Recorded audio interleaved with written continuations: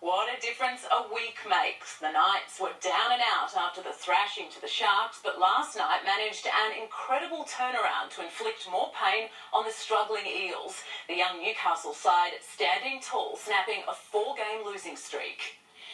4 straight losses, leaching 48 points last week. The Knights needed a turnaround and fast, and the early signs were positive. Jack Cogger almost put a flying Kalen Ponga over, but his reaction was a giveaway. He's not really claiming it, is he?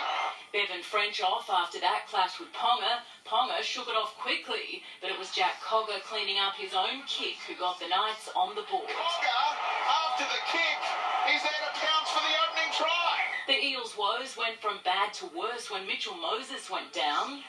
Oh, no.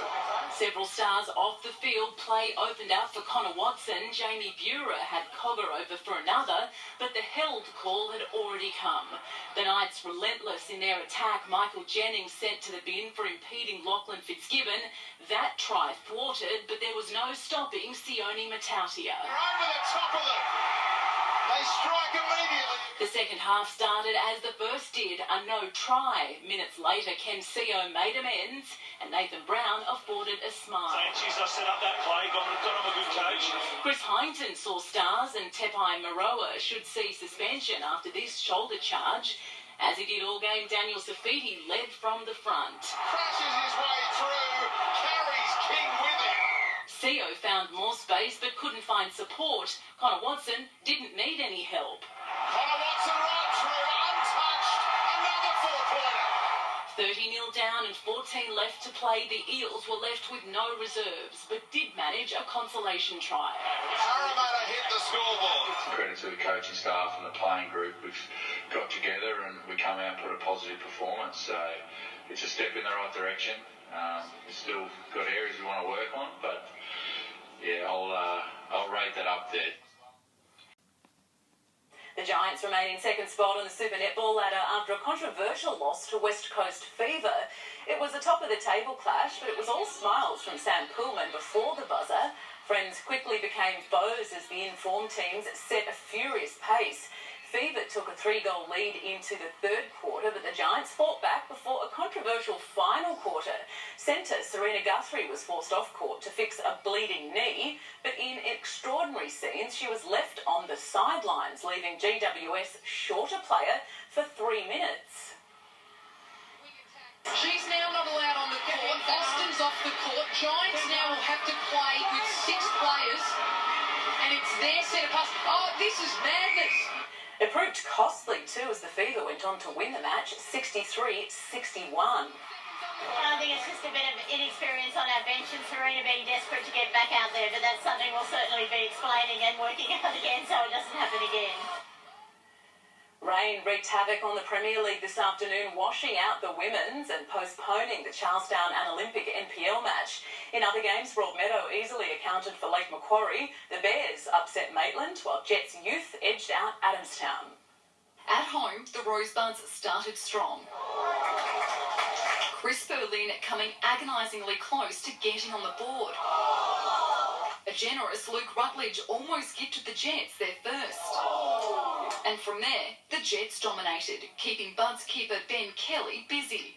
Despite their best efforts, it remained locked at 0-0 in the first half. The youth picked up where they left off after the break as Mackie Petrados tried his luck. The stalemate finally broken in the 74th minute by Joseph O'Connor.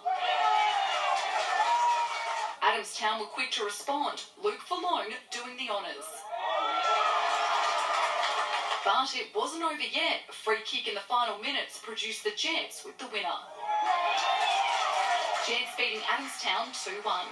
At Western, it was a goal-scoring bonanza, Chris Hurley kicking it off. A superb through ball found Ryan Clark, who put Maitland on the board.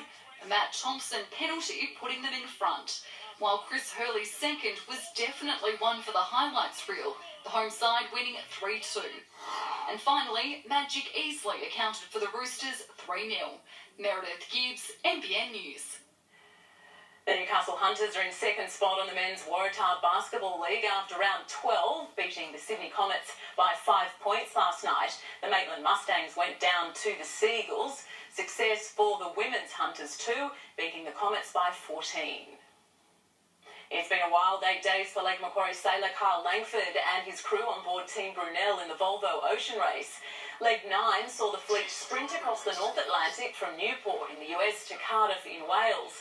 Brunel led from the front and ended up claiming the stage and vital points. But it wasn't without problems. Langford forced to make running repairs to fix a damaged rudder.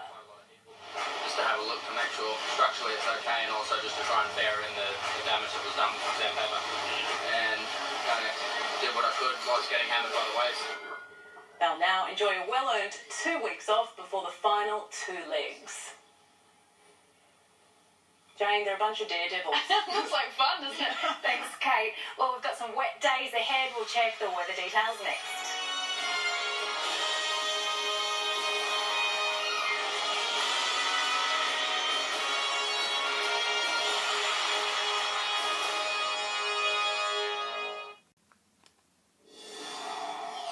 Weather time now. The wet and wild conditions eased this morning with some sunshine even peeking through. Coastal showers have returned tonight.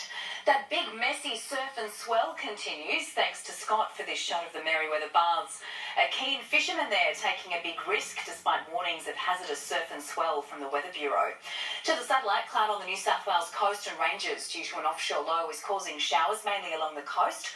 High cloud moving in from the southwest where the trough isn't bringing any rain. Clear skies elsewhere under a region of high pressure. On the synoptic chart for tomorrow, a trough in the west will deepen, bringing the risk of showers and storms, some heavy. A coastal trough and onshore winds will produce rain for New South Wales, while a weak trough inland may cause the odd storm. Mostly cloudy today with some patches of sunshine. There was fog about the Upper Hunter early this morning and showers this afternoon. 19 for Newcastle and Nelson Bay, 20 degrees for Maitland and Singleton today. Tomorrow, cloudy with areas of fog in the early morning and a very high chance of showers along the coastal fringe, a medium chance elsewhere. For Newcastle, 10 to 18 tomorrow, 6 to 19 for Cessnock, a top of just 7 for the Barrington tops, 6 to 18 for Merriwar and Scone. A hazardous surf warning again for tomorrow, seas at 1.5 metres with a 3 metre swell, southerly winds up to 20 knots. Sunrise at 6:47, sunset at 5 to 5, and the outlook for Newcastle, some decent rain for the next few days. You can see a top of 17 degrees on Tuesday, 19 on Wednesday, 15 millimetres expected on Wednesday, 20 on Tuesday. In Scone, light falls expected with a top of 17 degrees for Tuesday, 18 on Wednesday. And in Gosford, temperatures in the high teens this week. Also some rain expected for Tuesday and Wednesday with up to 20 millimetres possible. And follow us on Facebook for more NBN news.